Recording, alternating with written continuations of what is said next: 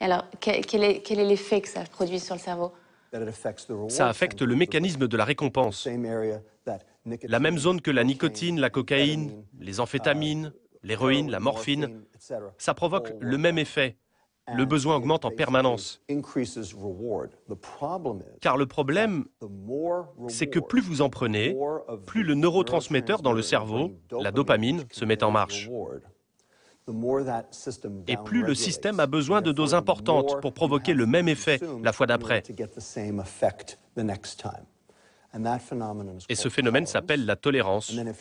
Quand vous arrêtez de consommer, vous avez des symptômes physiologiques.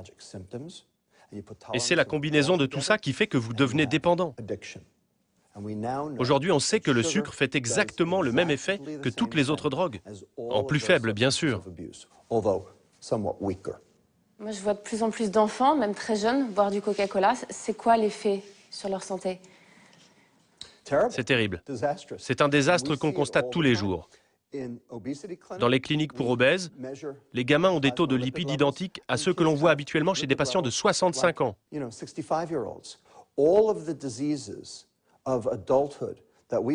Toutes ces maladies d'adultes dues à la vieillesse, on les voit maintenant chez des enfants âgés de 8 à 10 ans.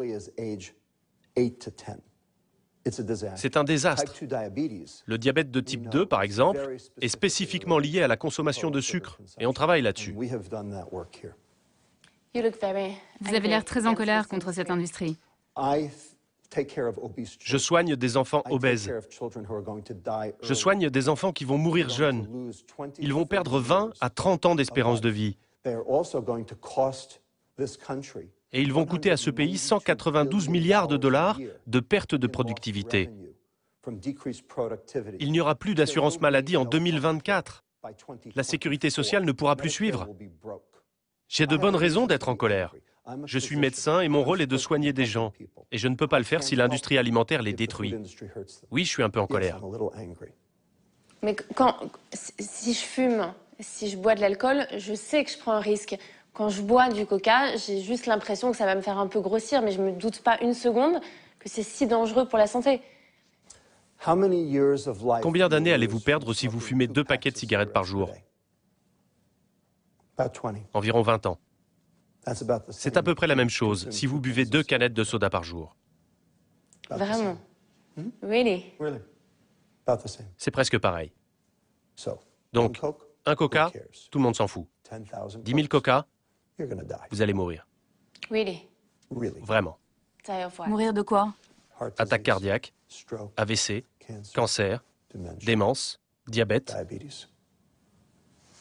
En même temps, moi, ça fait 25 ans que je bois 2 canettes par jour et je suis en bonne santé, je ne suis pas obèse. Qu'est-ce que vous en savez? Vous n'êtes pas obèse, c'est sûr. Mais vous êtes certaine d'être en bonne santé? Et peut-être que vous faites assez de sport pour éliminer les graisses, pour brûler les calories. Et si c'est le cas, tant mieux. Le problème, c'est que vous n'êtes pas représentatif du consommateur moyen. C'est sûr qu'après ça, on voit les choses un peu différemment. Voici vos sodas. Et votre obésité. Vos maladies cardiaques. Et votre accident cérébral. Attendez! Vous ne voulez pas votre diabète aussi?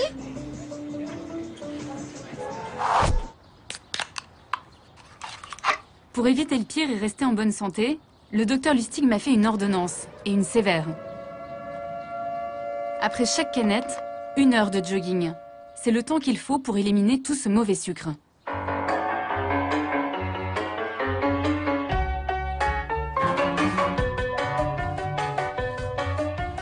Je vous dis pas quand j'en prends 3 dans la journée.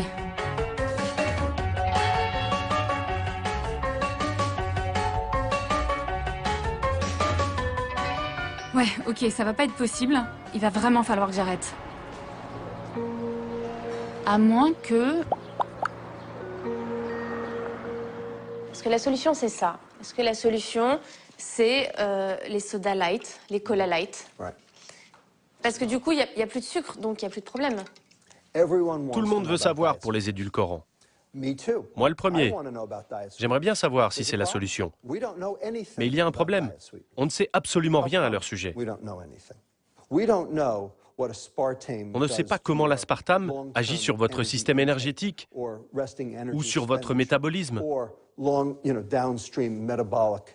ne sait rien de tout ça.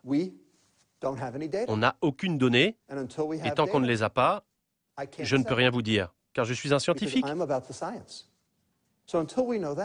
Comment pourrais-je vous dire que les soda light sont une solution?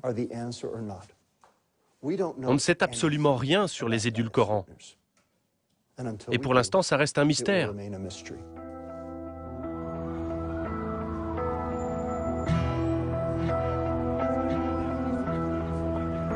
Donc en gros, j'ai le choix entre boire du sucre en étant certaine qu'à haute dose c'est dangereux, ou boire du light en étant sûre de rien. Dans les deux cas, il y a un ingrédient auquel je n'échapperai pas. C'est le E150D, plus connu sous le nom de colorant caramel. C'est lui qui donne à tous les colas leur couleur si caractéristique. Un colorant controversé en Californie. Coca-Cola et Pepsi ont même dû en modifier le dosage dans cet État américain.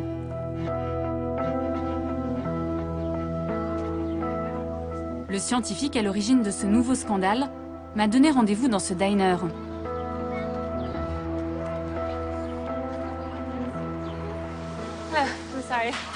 Bonjour, vous avez déjà commandé? Non. Je peux avoir un coca, s'il vous plaît? Et pour moi, juste un verre d'eau, s'il vous plaît. Vous ne buvez pas de coca, n'est-ce pas? Non, je n'ai pas bu un coca depuis très longtemps. Il y a 5 ans, il a été prouvé que le colorant caramel contenait un élément cancérigène. Ce que les fabricants de ce colorant font, c'est qu'ils prennent du sucre, y ajoutent de l'ammoniac, puis des acides, et mélangent le tout à haute pression. Ça crée la couleur caramel, mais ça crée aussi de nouvelles molécules. L'une de ces molécules est connue sous le nom de 4-MI. Dernièrement, des études ont démontré que ce composant provoque des cancers chez les animaux et très probablement chez l'homme. L'État de Californie a dit à l'industrie du soda qu'elle serait obligée de mettre un avertissement sur leur boisson tant que celle-ci contiendrait ce composé. Ça causerait quoi comme cancer, ce colorant caramel? A priori, cela provoquerait la leucémie.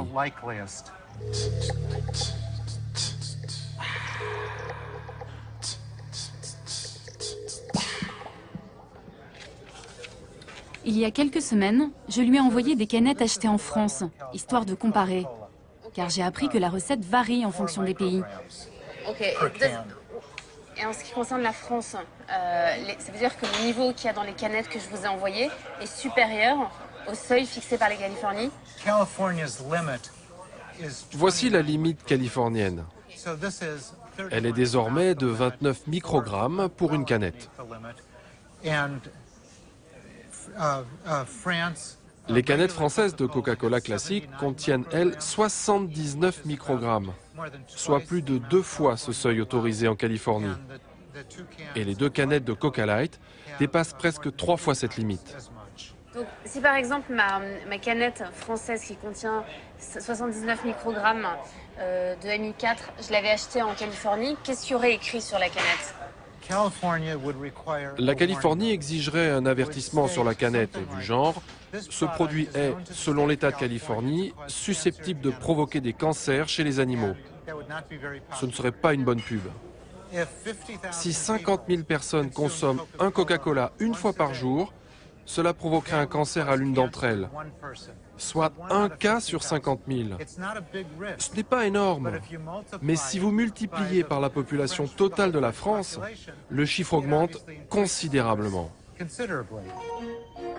À ce jour, seule la Californie s'est attaquée à ce colorant chimique. En Europe, du côté des autorités sanitaires, on n'est pas inquiet.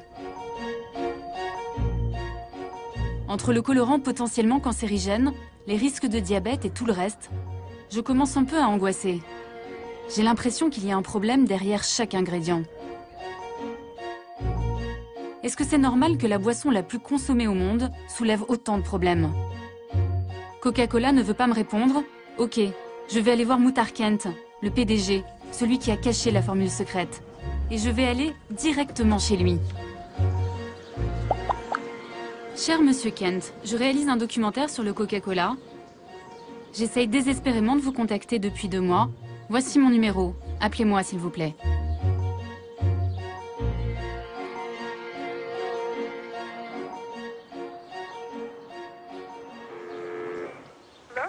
Bonjour. Désolée de vous déranger. Je cherche à joindre Monsieur Kent. Je viens de France et j'aimerais vraiment le contacter. J'ai tout essayé. Comment est-ce que je peux arriver à lui parler? Vous pouvez attendre quelques minutes, s'il vous plaît?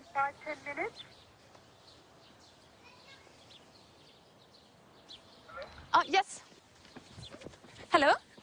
Yes? Oui, c'est pourquoi?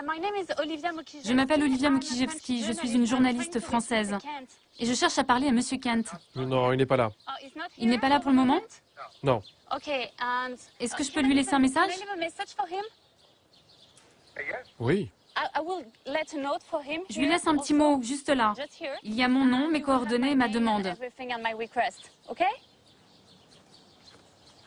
Hello? Hello? C'est raté pour cette fois, mais quelque chose me dit qu'on va bientôt finir par se croiser. Avant cela, j'ai une dernière piste à explorer.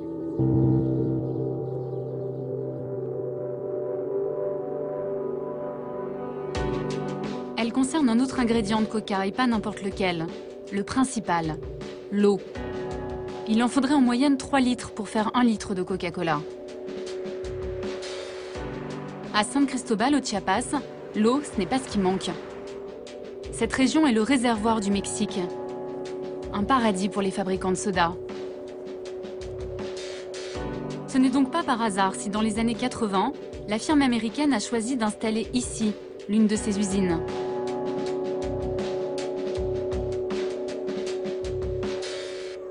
Antonino Garcia enquête sur Coca depuis plus de 10 ans. Alors pourquoi ils ont décidé de s'installer ici exactement?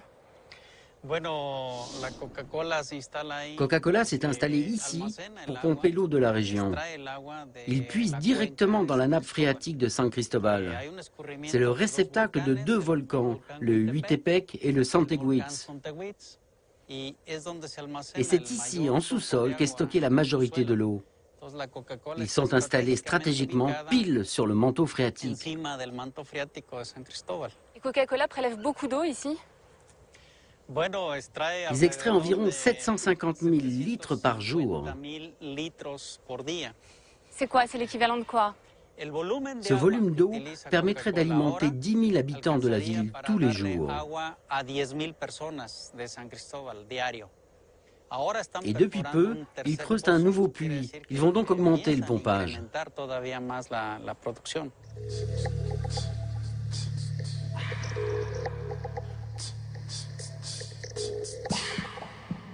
Mais j'imagine qu'avec le nombre de litres d'eau qu'ils prélèvent chaque jour, ils doivent payer très cher et dédommager la région pour tout ça, non? Non, pas vraiment. Ici, la gestion de l'eau n'est pas vraiment très équitable. Aujourd'hui, on ne connaît pas les chiffres, mais en 2003, ils ont payé environ 25 000 € pour l'année. C'est ridicule. 25 000 € pour des centaines de millions de litres d'eau. Le principal ingrédient de Coca ne coûterait quasiment rien à la compagnie. D'après Antonino, si le géant américain est si bien traité au Mexique, c'est grâce à Vicente Fox, le président du pays jusqu'en 2006. Et devinez ce qu'il faisait Vicente Fox avant de devenir président. Eh bien, il était PDG de Coca-Cola Mexique.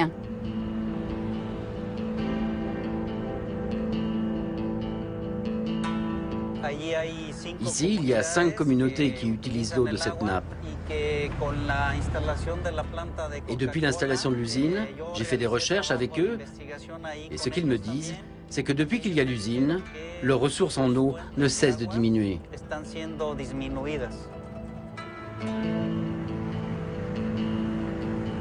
Les premières familles touchées se trouvent à Ocotal, sur les flancs du volcan. juste au-dessus de l'usine de coca. Bonjour Thomas. Buenas tardes. Olivia. Thomas est le chef de la communauté. 10 personnes vivent dans cette maison. Et depuis quelques années, leur quotidien est devenu une vraie galère. Il n'y a pas d'eau. Et c'est comme ça tout le temps? Quand les nappes sont basses, on reste sans eau. Au-dessous d'un certain niveau, ici, on ne peut plus avoir d'eau. Et alors comment vous faites quand vous n'avez pas d'eau? On se débrouille avec des seaux, on va au puits, on prend des seaux. Ils ne sont pas là. On les prend pour laver le linge, la vaisselle, ou pour faire à manger. Les coupures d'eau sont de plus en plus longues. Alors à Ocotal, on est heureux quand il pleut. On prend cette eau et on la met là. Bon, là, c'est de l'eau de pluie, c'est comme ça que toute la famille se lave, c'est ça? Et pour laver le linge? C'est cette eau qu'on utilise. D'accord. Mais cette eau, elle n'est pas potable? Non, mais on la boit quand même. On la prend, cette eau, on la sort d'ici et on la boit. Ok? Ça va, c'est pas... Bah, ça nous désaltère. D'accord, mais vous n'êtes pas malade quand vous buvez cette eau? Nous, les adultes, ça va. Mais pour les enfants, ça pose un problème. Qu'est-ce qui se passe avec les petits alors? Ils sont malades? Ils ont mal à l'estomac, ils vomissent, ils ont la diarrhée. Ah oui? D'accord, mais vous n'avez pas le choix, vous êtes obligé de leur donner cette eau. Non, on n'a pas le choix. Mais au moins, on n'a plus soif.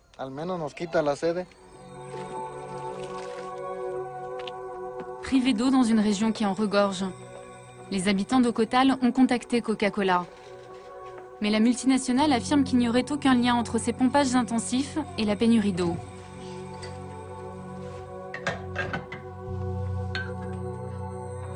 Comble de l'ironie, quand il n'y a plus d'eau au village, les enfants boivent du soda. C'est une histoire sans fin, celle d'un piège qui se referme sur les Indiens du Chiapas.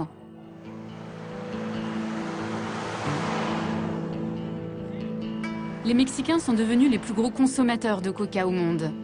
Et au Chiapas, on atteint des records. Près de 3 canettes par habitant et par jour.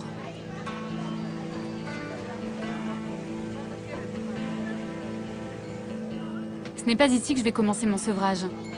Quand on veut boire quelque chose dans le coin, il n'y a pas vraiment le choix.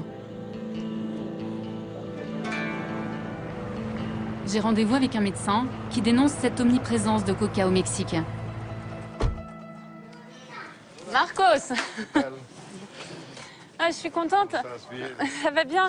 J'avais peur de m'être trompée d'endroit parce que des boutiques qui vendent du Coca-Cola, il y en a partout sur la route. Ça a été quoi le déclic? Pourquoi vous vous êtes intéressé à cette boisson? Je suis venu au Chiapas pour travailler auprès des réfugiés sur les problèmes de malnutrition. Je me suis aperçu que c'est dans les 2 premières années de la vie qu'on définit les habitudes alimentaires. Et ici, les mères donnent des sodas à cet âge-là à leurs enfants. Et donner tant de sucre si jeune provoque fatalement une addiction au sucre. On dit quoi? On dit qu'il y a eu une coca-colonisation du Mexique? Oui, c'est un terme qui a été employé par le rapporteur spécial des Nations Unies l'an dernier. Il a été impressionné par la coca-colonisation du Mexique. Si vous voulez m'aider, Je vais le faire. Ah. cliquez à chaque fois que vous voyez un point de vente. D'accord, donc je clique dès que je vois une boutique qui vend du coca. Alors là, il y en a une. Ok, pour l'instant, il y en a un. 1, 2. C'est incroyable. 4. C'est incroyable parce qu'elles sont à côté. 5. Tenez, regardez, il y en a un autre ici. D'accord, alors là, on est donc en plein milieu des montagnes, à 2500 mètres d'altitude. Et on a fait quelques centaines de mètres et on a déjà vu 7 boutiques qui vendent du Coca-Cola. 8. C'est terrible. Il n'y a rien d'aussi facile à trouver que le coca. Vous voyez, c'est le nom de la ville dans une bouteille de coca. Mais comment c'est possible ça? C'est possible et c'est terrible. Regardez, il y a encore 2 boutiques côte à côte. Enfin des légumes. Là, il y a des légumes, ils vendent pas de coca, eux. On en a combien là? Là, j'en suis à 166. En 42 km. C'est incroyable. Un pays repeint en rouge et blanc. Le modèle économique parfait pour Coca-Cola. Jusque dans les villages les plus reculés du Chiapas, la multinationale a mis en œuvre une stratégie imparable. Et le Coca-Cola, c'est ce que vous vendez le plus? Oui. Au mois, j'en vends environ 8 caisses. Et 10 caisses quand il y a du monde. Au mois, hein. Et les frigos? Ils sont loués. C'est une prestation. Je ne peux pas dire qu'ils me les ont offerts, parce que c'est une location tant que je vends leurs produits. Est-ce que dans le frigidaire, vous avez le droit de mettre des produits qui ne sont pas des produits Coca-Cola? Non. Seulement des produits de Coca. Tous les produits qui sont à l'intérieur viennent de la société Coca-Cola. Uniquement les produits de Coca-Cola. Si les gens veulent boire quelque chose de frais, ils doivent acheter des produits Coca-Cola. Exactement. C'est comme ça. Muchas gracias, señor. Hasta luego. Merci. Hein. Au revoir. Donc là, il y a même des... Marcos, des bouteilles de 3 litres. À 3 litres, c'est quoi? 21 pesos, ça fait 1,20 €. 1 litre de coca pour 7 pesos, alors que l'eau est à 8. Le litre est à 8, le litre d'eau est à 8 pesos, donc 3 litres, ça fait 24 pesos. Et on compare avec le coca qui fait 21 pesos. Le Coca-Cola est moins cher que l'eau. Et c'est ça le problème. Oui, c'est moins cher que l'eau. Et ce que dépensent les gens dans le coca, c'est de l'argent en moins pour acheter des produits de base. Aujourd'hui, les Indiens du Chiapas ne peuvent plus vivre sans coca. À tel point que la marque a même réussi à s'imposer dans la religion. Elle remplace le poch, la boisson traditionnelle dans les cérémonies sacrées.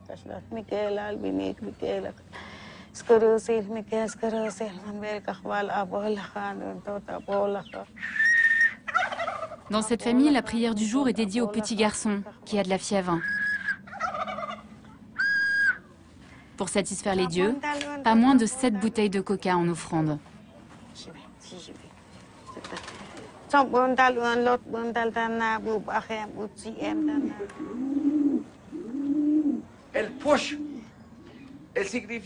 Le poche, c'est l'alcool local. Avant, ça servait à chasser les mauvais esprits. On l'utilisait pour ça. On en faisait don pour notre corps, pour notre âme, pour notre esprit. Et maintenant, on y a rajouté le Coca-Cola. Ce sont nos croyances. On croit que ça chasse le mal. Et on voit ça partout dans le Chiapas. Au Guatemala, dans toute la région. C'est notre culture maintenant. Le Coca-Cola, ça permet de chasser les esprits parce que du coup on rote et donc l'esprit est chassé du corps, c'est ça? Oui, c'est ça. Okay. C'est notre croyance. Et Coca s'en est emparé il y a 30 ou 40 ans. Au Mexique, 70% de la population est déjà en surpoids ou obèse. Selon l'Observatoire mexicain de la santé, en 2020, ce sera 100% de la population. Je retourne pour la dernière fois à Atlanta. C'est le jour de la grand-messe annuelle pour Coca-Cola, l'assemblée générale du groupe. C'est aussi ma dernière chance d'obtenir enfin des explications. L'événement est réservé aux actionnaires, alors j'ai donné encore un peu plus d'argent à Coca. Pour 120 $, j'ai acheté 2 actions. Les caméras sont interdites, mais je vais récupérer les images Internet que Coca transmet à ses actionnaires dans le monde entier. Ladies and gentlemen, please welcome Muhtar Kent. Au milieu de la salle, là, c'est moi. Enfin, ça y est. Je suis en face du gardien de la formule. En 2011, nous avons augmenté notre gamme de produits de 4% et nos ventes globales de 8%. Au total, Coca-Cola, votre compagnie, a généré 47 milliards de chiffre d'affaires l'an dernier. Plus les gens boivent du coca, plus les bénéfices sont en hausse.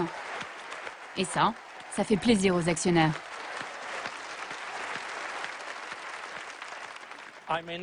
Je ne serai pas en mesure de répondre à toutes vos questions, mais je vais donner la parole au plus de gens possible. 6 personnes seulement seront choisies au hasard. Mes chances sont minces. Mais à la 4e question... Monsieur le Président, voici Olivia Mokiejewski. Bonjour, Monsieur le Président. Je viens de France pour être avec vous aujourd'hui. Monsieur Kent, vous êtes probablement l'une des rares personnes dans le monde à savoir ce qu'il y a dans le coca. Les consommateurs comme moi n'ont pas cette chance et ne savent pas ce qu'ils boivent. Le peu d'informations disponibles sur cette recette pose une seule question. Que buvons-nous ? Vous dites, monsieur, vouloir faire de ce monde un monde meilleur. Alors pourquoi utilisez-vous autant de sirop de sucre, alors que tous les chercheurs indépendants affirment que c'est dangereux pour la santé? Pourquoi utilisez-vous un colorant caramel chimique, alors qu'il en existe des naturels? Pourquoi prélevez-vous autant d'eau au Mexique et en Inde? Et enfin, pourquoi ne dites-vous pas que vous utilisez toujours de la feuille de coca dans votre recette? Merci, monsieur, pour votre attention. Merci d'être venu de France pour assister à notre Assemblée générale. Je tiens à vous dire clairement que nos 3000 produits sont sains. Nous sommes fiers de la qualité de tous ces produits. Nous sommes fiers de nos standards de fabrication, qui sont souvent bien supérieurs aux normes légales des pays, de tous les pays dans lesquels nous les produisons. Bon allez, je vous épargne les 2 minutes 15 de langue de bois. Muhtar Kent m'a répondu, mais ne m'a rien dit. Pendant ce temps-là, son groupe a écoulé près de 3 millions de boissons dans le monde.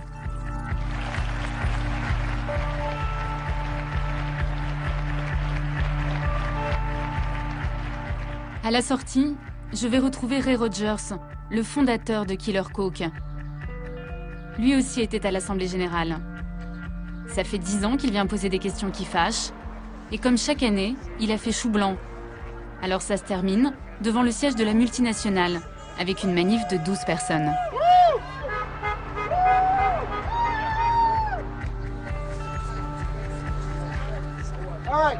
Ok tout le monde. Est-ce qu'on peut essayer de faire juste une ligne, côte à côte?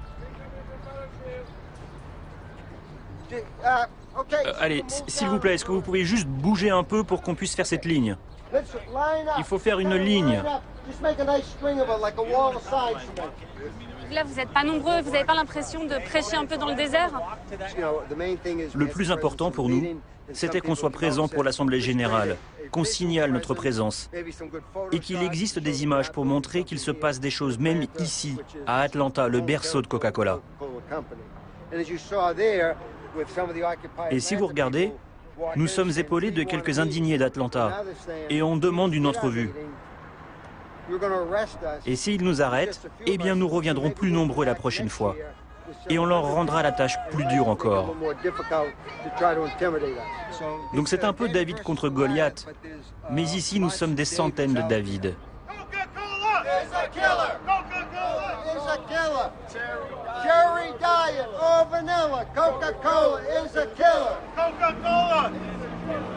Peut-être que tout ça ne sert à rien. Peut-être que Coca vendra toujours autant de boissons. Mais j'ai pas envie d'abandonner. Parfois, il faut pas avoir peur d'être une emmerdeuse.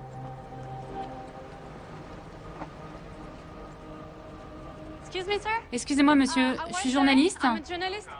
Pas de caméra ici. Vous devez partir d'ici. Non, madame, non. J'aimerais juste savoir si monsieur Kent est là. Je n'ai pas la moindre idée. Partez, s'il vous plaît. Oui, mais on m'a dit que... Derrière, derrière. Non, madame. Non, vous traversez. Vous repartez de l'autre côté. J'aimerais juste poser une question. Pas de question. Mais je suis une consommatrice. Bonne journée, madame. Ok, je peux parler à personne ici. Non, madame. En 6 mois d'enquête, j'ai découvert la face cachée de Coca. Celle qu'on ne voit jamais dans les publicités. Celle que le marketing cherche à effacer. J'ai compris aussi qu'avec la formule secrète, Coca a trouvé le meilleur moyen d'éviter les questions qui dérangent.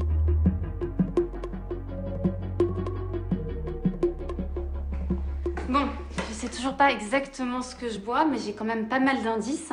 Et si ça se trouve, je suis pas très loin de la formule secrète. Alors, le meilleur moyen de le savoir, c'est d'essayer. Donc je vais tenter de faire du coca avec ce que j'ai. Et on n'est pas à l'abri d'une bonne surprise. On va commencer par l'eau.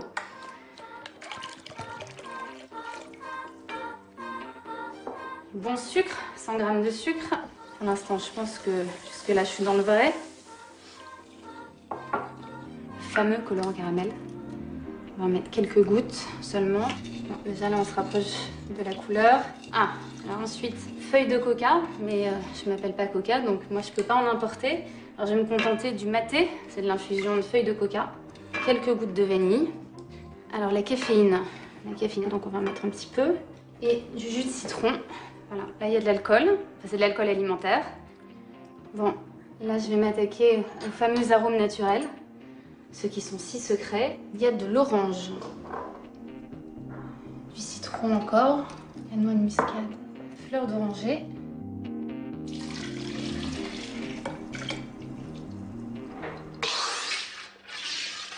Bon, on a les bulles, on a le liquide, là on en va goûter.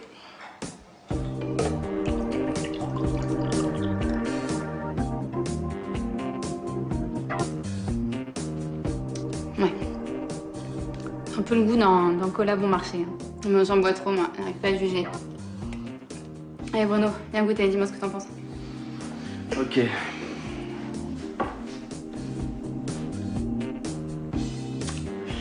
Bah c'est pas très bon.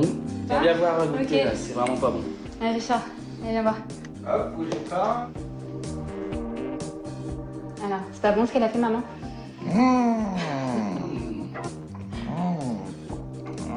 Bon, allez, on va trancher. Romain. C'est l'alliance du sucre et de l'acide, c'est pas mal. Moi j'en bois jamais, donc je suis neutre. Non, ça pue pas. Vous aimez pas le coca aussi? En tout cas, ça colle bien comme non, le coca. C'est à quoi ça me fait penser, sérieusement? Au bonbon Coca-Cola. Ah, bah au moins si on n'a pas la formule du coca, on a la formule. En même temps, hein, t'es pas censé arrêter d'en boire? Si, bah là ça va me dégoûter peut-être alors. Vous entendez le cri du coca tous les semaines?